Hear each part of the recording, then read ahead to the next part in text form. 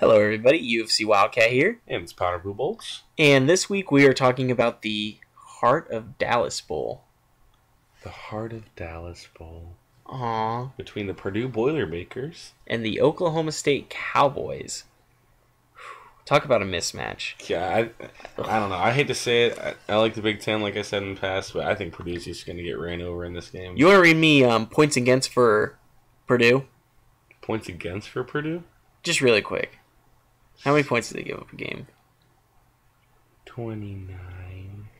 Oklahoma State is basically scoring 45 a game. So do the math. They're number 4 in the nation, points for. Oklahoma State is. Let me put it to you this way. They beat Savannah State 84-0. Scary. Like, if you're playing for Savannah State, how do you recover from that? And then Savannah State got trounced by Florida State 64-0. So it's just like, that's kind of mean, I think. Kind of. But okay. We got to talk about it. So I'm going to give you some key players for Oklahoma State.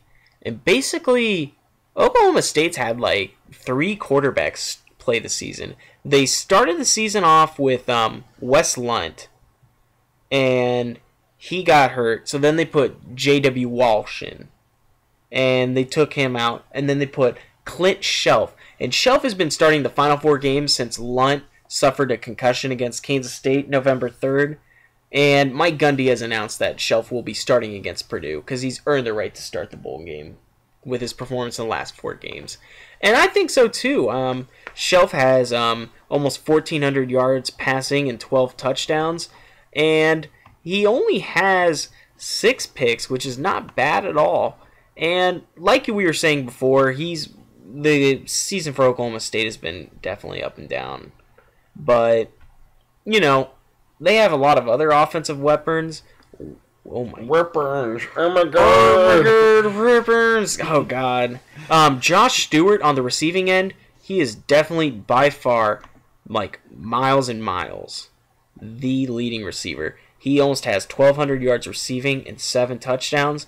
The next lead, and he also has 96 receptions. So let me put it to you this way: the next person who has the next most receptions only has 31.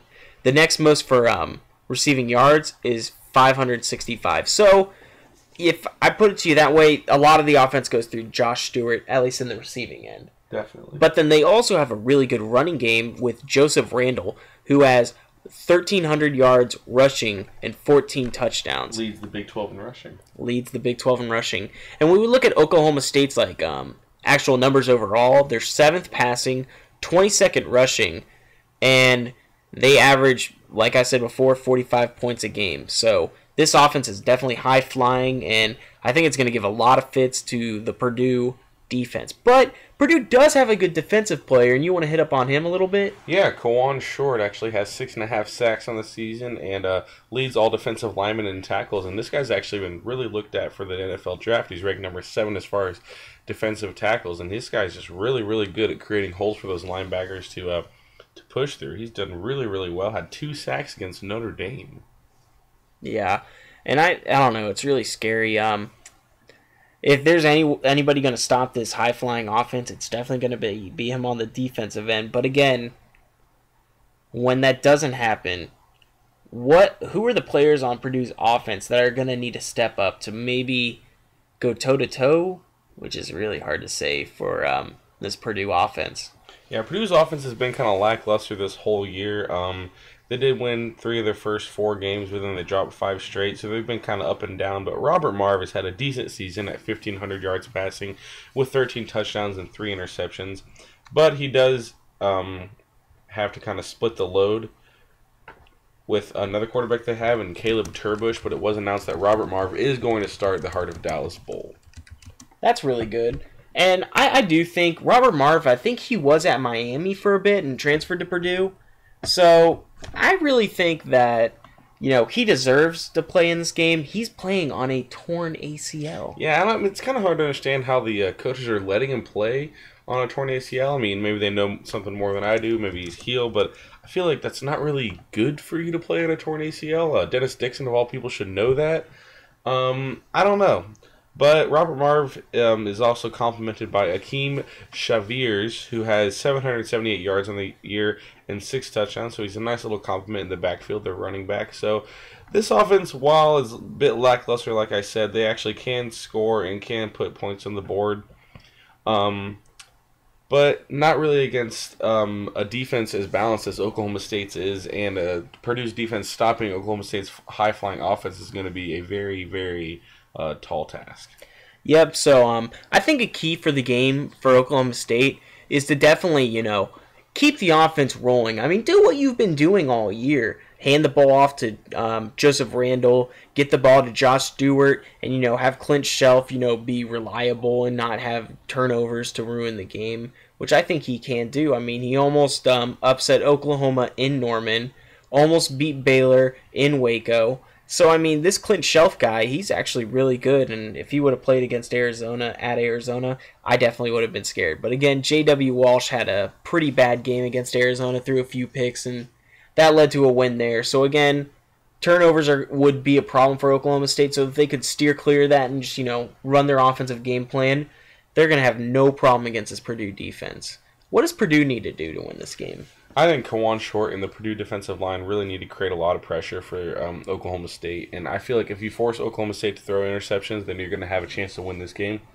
And that's pretty much the only way you are going to have a chance to win this game, because you can't really rely on your offense, which has been pretty lackluster the whole year, and you can't really rely on them to score a whole lot of points. So your defense has to step up and create some turnover opportunities.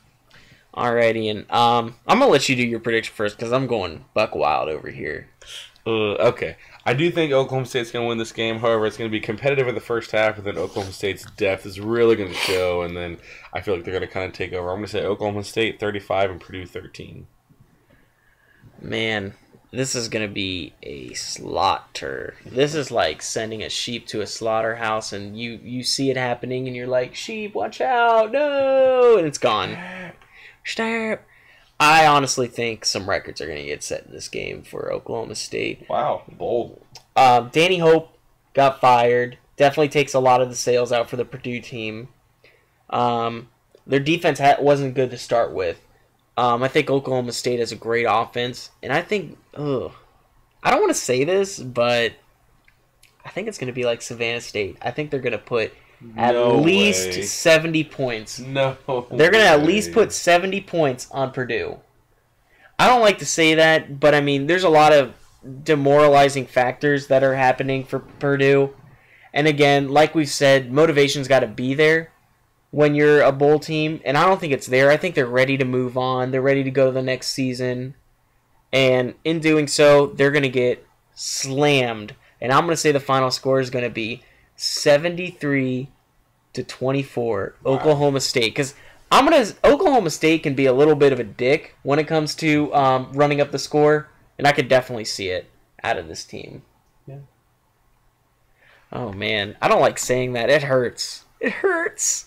Yeah, but if you feel that way, there's no sense in trying to hide it. I mean, whatever. Yeah, but tune in next time when we talk about the Capital One Bowl between Georgia and Nebraska. Be sure to drop us a like, comment, and subscribe. Definitely tell us what you think is going to happen in this game. UFC Wildcat and Powder Blue Bolts, signing out.